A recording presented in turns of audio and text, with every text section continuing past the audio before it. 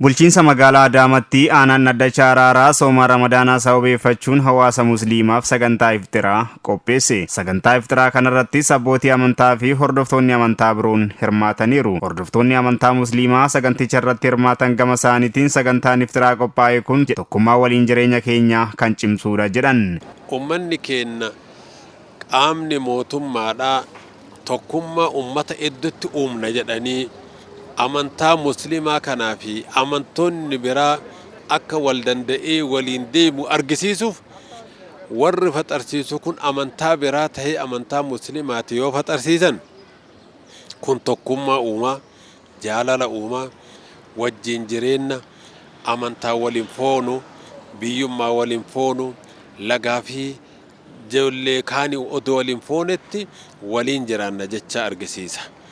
Kanaafuu wanni isaan godhan waa'ee bareedduudha. Fuula durattis tokkummaa keenya cimsuun hojii misooma fi nageenya magaalichaa waaran mirkaneessuufis ni hojjennaa jedhan. Waan kana qopheessuudhaan hin jirraa quba isin qabnaa quba wal qabna jechuu agarsiisa. Baay'ee irraa gammadee maasha Allah fuuldura keenyallee nuti wanni labsinu nagaya bakka kamittuu nagaya labsinaa akkanatti wal gahuun kun tokkummaa bira dabree nageenya bira taree ijaarsa biyyaati. Islaamni ijaarsa biyyaatiif waan guddaa jechuu warri mootummaa kunillee argee akkana godhuun baay'ee isin galatoomfannaa baay'ee galatooma jechuun ni barbaanna. Saganticha irratti kan argaman bulchituun aanaa Daddacha Araaraa Aadde Zamzam Huseen sagantichi tokkummaa fi waliin jireenya hawaasaa cimsuu keessatti gahee guddaa qabaachuu himan. Egaa akkuma beekamu biyyi keenya biyya amantaa hedduu fi sablammoonni hedduu keessa jiraatudha. Egaa biyyoota akkanaa kana keessattuu yeroo adda addaa waliin jireenya uummataa kana diiguudhaaf hojii babal'aan gama siyaasaatiin biyya kana keessatti hojjetamee jira. Egaa paartiin keenya keessattuu akka paartii badhaadhinaatti obbolummaa jedhee obbolummaa dagaagsuudhaan amantaa fi amantaa hedduutti illee jaalalli akka uumamu namni akka tokkoomee walummaadhaan waloodhaan amantaa waliif kabajee waliin jiraatu tokkummaa uummata kanaa uumuudhaan waloomaan akka waliin jireenya uummataa gara fuulduraatti tokkummaadhaan jiraatan gochuudhaaf gahee guddaa qabaachuudha bifa kanaan sagantaa walirratti argamanii kabajuun kuni.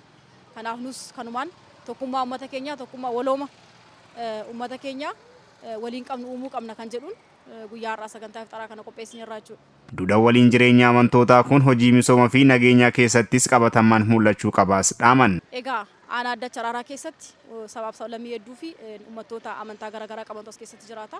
Egaa bifa kanaan tokkummaadhaan waloomaan amantaa waliif kabajanii jiraachuun misooma biyya kanaa fi dinagdee biyya kanaa cimsanii hojii misoomaa akkasuma immoo karoora mootummaan qabateellee galmaan gahuudhaaf waliin jireenya uummataa waloomni tokkummaan akkasuma namni gaafa tokkummaadhaan walitti dhufee hojjetu nageenya biyyattii tasgabbeessuu keessatti hojii misoomaa waliin hojjetee galmaan gahuu keessatti biyya ceesisuu keessatti gahee guddaa qaba waan ta'eef egaa hawaasni keenya kana hubatee yeroo kamuu wal cinaa dhaabbachuudhaan amantaa waliif kabajee namummaadhaan obbolummaadhaan miira obbolummaatiin miira jaalummaatiin hojii misoomaa irratti waloodhaan hirmaatee biyya kana ceesisuu qaba waan jedhu ergaan koo. Itti aanaan hojii raawwachiisaa kutaa magaalaa Boolee obbo Taayyee Taliilaa ergaa dabarsaniin sagantaan iftiraa kun hariiroo obbolummaa amantootaa gidduutti uumuu keessatti shoora olaanaa qaba jedhan. Akkuma beekamu obboleewwan keenya amantaa musliimaa yeroo ammaa kana soomana guddaarra kan jiranii.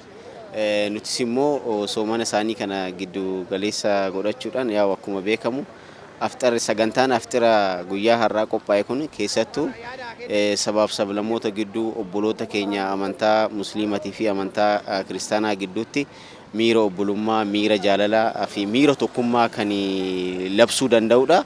Kan ammoo sirriitti cimsuun cinaa dhaabbachuun dagaagsuun miira obbummaa kan daran akka cimuuf ergaa koo akkasumaan dabarsuu kan barbaadu ta'uu isaati. Waliin jireenya amantootaa kun kallattii hundaan cimuu akka qabus ergaa isaanii dabarsan.